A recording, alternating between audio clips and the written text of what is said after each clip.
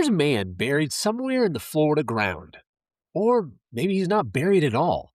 Maybe he just dissolved into the salt air. And his name was Luis Aury, French privateer, self described officer of Mexico, slave trader, pirate, if we're being honest, though he would have argued the point. In the fall of 1817, Luis Aury sailed into a small harbor on the northeastern tip of Florida, planted a flag, and announced to anyone listening, and to Mexico, who was most definitely not listening, that this island now belonged to the Mexican Republic. He was lying. He knew he was lying. Mexico knew nothing about it. The whole thing was a bureaucratic fiction designed to give him cover while he sold human beings and smuggled contraband through the only deep water port on the East Coast that sat technically outside the jurisdiction of the United States. He held the island for 3 months. Then the Americans sent warships, and he left. And here's the thing, the strange, wonderful, deeply American thing, that island is still there. The harbor is still there. The Victorian gingerbread houses are still there. The oldest bar in Florida is still open. And every May, the citizens dress up as pirates, fire cannons off the waterfront, and celebrate the whole glorious mess.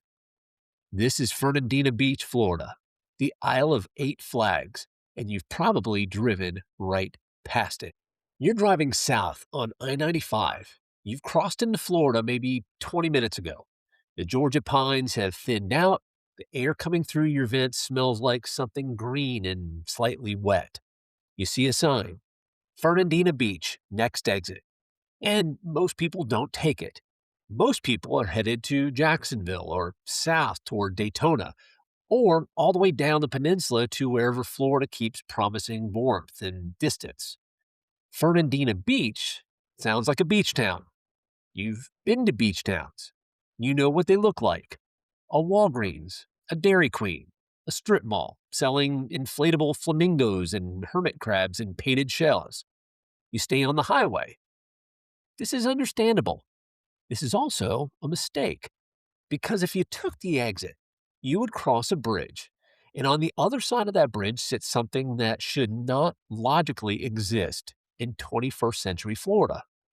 A Victorian seaport, intact, lived in, not a replica, not a theme park, the actual physical thing, with actual people walking around in like the last 150 years are someone else's problem. Center Street runs from the Amelia River to the beach, 2 miles of it, lined with buildings that went up when Ulysses S. Grant was president and have stayed up ever since. Queen Anne turrets, fish scale shingles, wraparound porches painted the color of good butter. A courthouse that has been holding court since 1891 and shows no signs of stopping. You would walk down that street and your brain would do a small, pleasant recalibration. Something would feel different here, older, more layered, like the town has been through things and came out the other side still wearing its original clothes. And you'd be right, because Fernandina Beach has been through things that most American towns cannot begin to imagine. Now, to understand the geography first, because the geography explains everything. Amelia Island sits at the absolute northeastern corner of Florida, the last island in a long chain of barrier islands that strings down from South Carolina. 13 miles long, 4 miles wide at its widest point, the Amelia River on the west side, the Atlantic Ocean on the east, and on the north end, where the St. Mary's River meets the ocean, one of the deepest natural harbors on the entire East Coast. That harbor is the engine of everything. Deep, natural harbors are power. Ships from around the world can anchor there without running aground, take on cargo, and slip back out into the Atlantic before anyone in authority has finished their morning coffee. And for most of its recorded history, Fernandina Beach existed in exactly the kind of legal ambiguity that makes deep natural harbors very, very attractive to people who would prefer that authorities sleep in. The last Spanish city ever platted in the Western Hemisphere was laid out right here in 1811, following the formal laws of the Indies. Spain designed Old Town Fernandina as a buffer against American expansion, a strategic holding, a wall. What they got instead was a marketplace. When the United States outlawed the transatlantic slave trade in 1807, Fernandina, still under Spanish rule, emerged as the closest East Coast free port to U.S. territory. The town quickly became a haven for slave traders, smugglers, and pirates, its docks bustling with illicit commerce.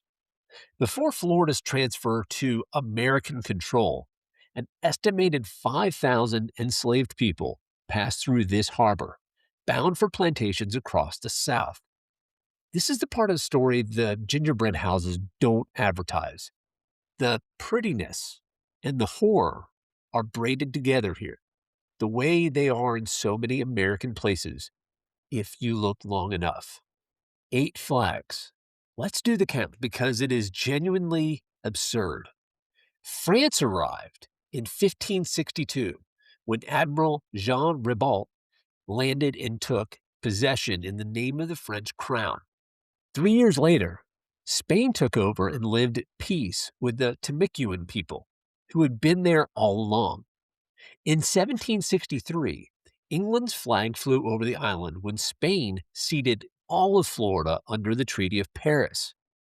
In 1783, England returned Florida to Spain. We're already at 4, and we're not done.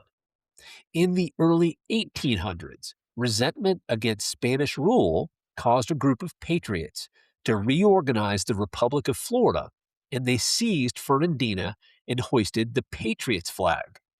Later, Fernandina was returned to Spanish rule, but in June 1817, a picturesque Scotsman named General Sir Gregor MacGregor sailed in, captured the town, and raised a white flag with a green cross, declaring the Republic of the Floridas. Gregor MacGregor, Scottish adventurer, soldier of fortune. His regime lasted a few months and collapsed for the most common reason revolutions collapse. He ran out of money. Then came Aury. He raised the flag of a nation that had not authorized him to do so and claimed an island on their behalf while running an operation that was, in practical terms, a floating criminal enterprise. It was a pirate named Luis Aury who raised the Mexican flag. Curiously, he did so without telling anyone in Mexico. He claimed to be an officer of Mexico and hoisted the Republic of Mexico flag. He was eventually forced to surrender by the Americans 3 months later, after which the Americans held the island in trust for Spain. Spain finally sold Florida to the United States in 1821. And then, Flag 7, the Confederacy raised its colors over Fort Clinch in 1861. And Flag 8, the Union Navy sailed in and took it back in 1862. And the Stars and Stripes have flown over Amelia Island ever since. 8 flags. 3 of them pirate flags, if you're counting generously. 2 of them Spanish. 0 of them authorized by Mexico. There is nowhere else in the United States of America that can say this. Here's a name you should know. David Levy Yulee, Florida's first senator. The man who looked at this island in the 1850s and saw not a pirate haven, not a buffer zone, not a footnote in someone else's empire, but a destiny. Yulee envisioned Fernandina as the Manhattan of the South. He platted a new Fernandina roughly a mile south of Old Town, positioning it as the eastern shipping terminus of his railroad. Florida's first cross-state railroad, Fernandina Beach on the Atlantic, Cedar Key on the Gulf of Mexico, 156 miles of track straight through the swamp. It opened on March 1st, 1861, weeks before the Civil War erupted. Sometimes the timing of history is so savage you almost have to laugh. The war dismantled much of what Yulee built. The Union took the island. Confederate troops tore up track on one end. Union troops tore it up on the other. Yulee was eventually arrested on suspicion of treason. The man who wanted to build the Manhattan of the South watched his railroad die piece by piece. But then, and this is the part worth paying attention to, the town came back. Between 1880 and 1910, Fernandina's docks were among the busiest in the South, welcoming ships from the far corners of the globe. The railroad got rebuilt. New money arrived. Shipping magnates, timber barons, rail executives, they built houses to match their ambitions. The Bailey House on the corner of Ash and 7th. It's the 3-story turrets visible from 2 blocks away. The Fairbanks House, built in 1885. Every room a Victorian argument for excess. The Silk Stocking District, they called it. Grand sherbet-hued mansions on quiet side streets. Carnegies, Rockefellers. Summer people with northern money and southern temperatures. And then Henry Flagler built the railroad further south to Palm Beach in Miami, and the rich people followed the warm air and the new tracks. Fernandina Beach was left behind. Left behind, and therefore preserved. What looked like abandonment turned out to be amber. The town that couldn't keep up with progress became, by accident, a living museum of everything progress left behind. Today, it boasts a 50-block historic district with over 400 structures listed on the National Register of Historic Places. Now, you want to talk about what Fernandina Beach actually gave the country. Not the pirates, not the flags, not the gingerbread houses. Shrimp. At the dawn of the 20th century, technological innovations, motorized boats, larger nets, refrigerated shipping containers allowed fresh seafood to reach places it never had before. Master fishermen and craftspeople gathered here, where ocean and river met the railroad, and made Fernandina Beach the birthplace of the modern American shrimping industry. Think about what that means. The shrimp cocktail at your grandmother's holiday party. The shrimp and grits you ordered at the restaurant last year. The quiet ecosystem of fishing families, dock workers, ice houses, and early morning departures that defined the working waterfront of 100 American port towns. It all traces a line back to this harbor. In recent decades, the rise of imported farm shrimp has led to a steep decline in the once thriving local industry. The boats are fewer now. The docks are quieter. The economic reality of globalization has done to Fernandina's shrimping what it has done to every American industry that required hands, skill, and local knowledge. It made it cheaper to do it somewhere else. But the shrimpers are still there. You can still find them at the marina in the early morning, before the coffee shops are open and before the tourists are awake, doing the oldest kind of work there is on the water. They nod at strangers, but they don't say much.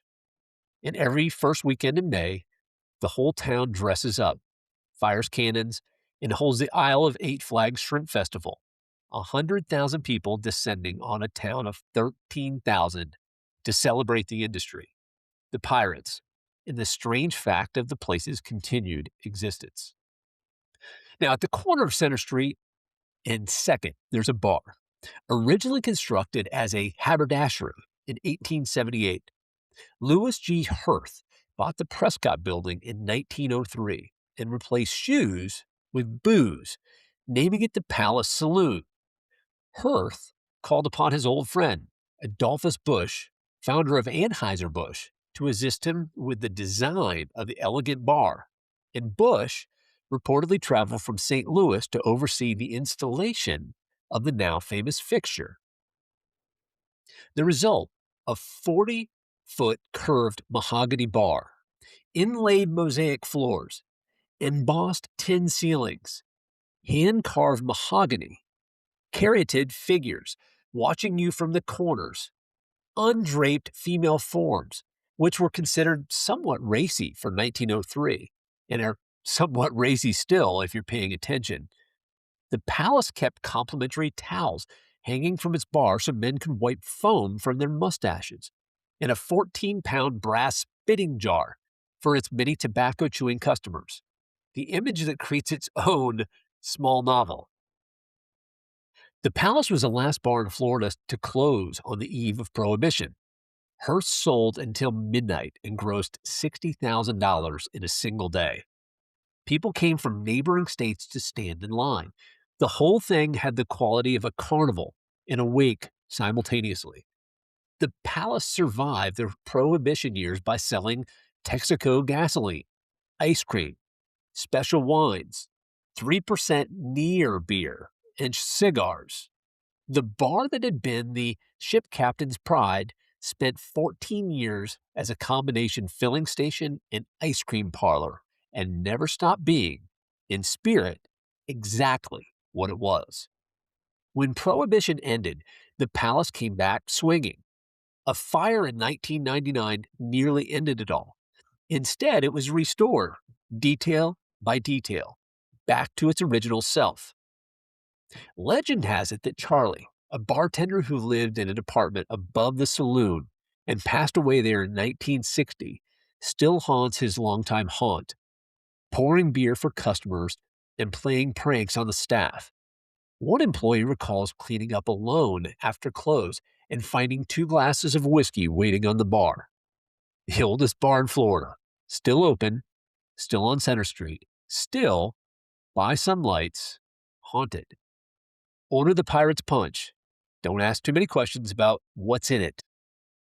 Now, here's the question you ask about any small American town that's survived long enough to become interesting. Why does it still exist? What keeps it from becoming something else? A suburb, a resort, a tax district, a memory. For Fernandina Beach, the answer is layered, the way the history is layered. It exists partly because Flagler went south and left it behind, and the poverty that followed also preserved what was there. It exists because the deep harbor is still deep, and the shrimpers still go and come back. It exists because the Victorian houses are still standing, and someone decided decades ago that they were worth keeping, and passed an ordinance to protect them and meant it. But mostly, and this is the part that doesn't show up in the tourist brochures, it exists because the people who live there understand what they have. They've read enough history to know that 8 flags over one island is not a joke. It's a biography. That Luis Aury was not a colorful footnote. He was a symptom of what happens at every border, every margin, every place that falls between two powers and learns to live in the gap. Before Florida's transfer to U.S. control, an estimated 5,000 enslaved people passed through Fernandina, bound for plantations across the American South. That weight is in the soil, too. The beautiful houses were built with money that passed through a port built on indefensible things. Fernandina Beach does not get to be only charming. No American town with this much history gets to be only charming. But charm it has, in the way that only genuinely old things have it. Earned, a little rough at the edges, containing multitudes. Next time you're on I-95 heading south through Florida, pay attention to the sign. Fernandina Beach, next exit. Think about what's down that road. A harbor that empires wanted. A town that 8 different governments claimed and none of them can quite hold. A pirate who raised a nation's flag without telling the nation. A senator who wanted to build Manhattan in a swamp and almost did it. A bar that outlasted Prohibition by selling ice cream and gasoline and sheer force of will. Houses so beautiful they were worth saving when it would have been easier to let them go. A ghost bartender who, on quiet nights, apparently still pours a glass for anyone sitting alone at the bar. Pull over. The town is there. It's been there longer than the highway, longer than the Republic, longer than most of the flags that have claimed it. It's been pirates and plunder, and presidents, and poverty, and the sweet smell of shrimp on a May morning. It has survived everything anyone has ever thrown at it. The least you could do is give it an afternoon. This has been Drive Thru Towns. I'm your host, Andrew Wilcox. A special thanks to Chloe Jones for providing our music. If you enjoyed this journey, please follow the podcast to stay updated on all our upcoming episodes. To keep the conversation going, you can connect with me on Instagram at 50 State Family. Find me on LinkedIn under Wilcox Legal, or reach out directly via email at wilcoxlegal@gmail.com. Thanks again for tuning in, and I'll see you on the next road. 'Cause I was wandering free on an American dream with a million things to see and do. But it's all good, I'm fine. Had the time of my life, 'cause I did it all. We